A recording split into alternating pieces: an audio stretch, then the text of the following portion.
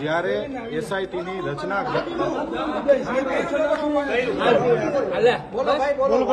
જ્યારે એસઆઈટીની રચના રાજ્ય સરકારે કરી છે, એસઆઈટીની રચનામાં જે કંઈ પણ આવશે એ આપણને સૌને મંજૂર હોવું જોઈએ.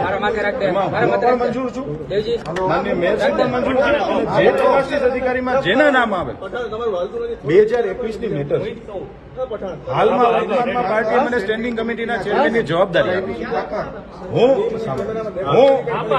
12 સપ્ટેમ્બર 2023થી મને પાર્ટીએ ચેરમેન બનાવ્યો.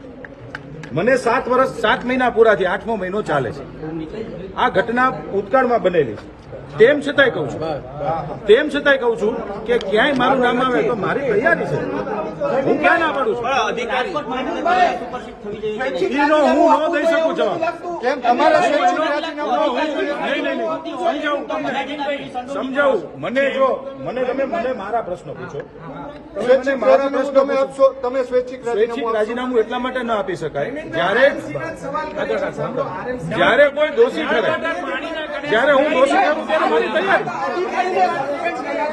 હું તો એકચ્યુઅલી નીકળતો હતો.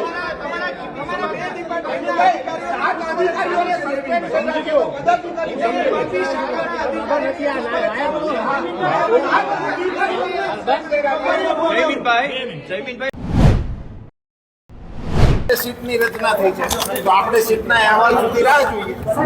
આટલું જ ખાલી કહેવાનું છે, કોઈને છોડવામાં નહીં આવે. આ વાત પણ નિશ્ચિત. ભાજપના નેતાઓએ ભલામણ કરી હોય અધિકારીઓને અને આ ચાલતું હોય એવું આપ માનો છો? જો એના અંગેના પુરાવાઓ હોય તો એની ચર્ચા કરાય. અન્યથા શું થાય છે કે મારો આપનો બધાને પણ વિનંતી છે કે અત્યારે ખૂબ ગંભીરતાથી આની તપાસ થઈ રહી છે, સરકાર ખૂબ ગંભીરતાથી પગલાં લઈ રહી છે, ત્યારે એની અંદર વ્યવધાન આવે એ પ્રકારની દિશામાં આપણે પણ નહીં.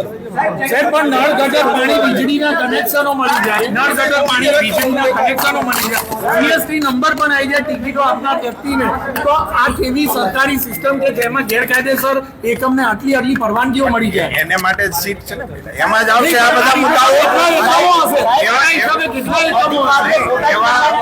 એવા એકમો સામે પણ એફઆઈઆર થઈ, એવા એકમો સામે પણ એફઆઈઆર થઈ, જેની આપણે જાણ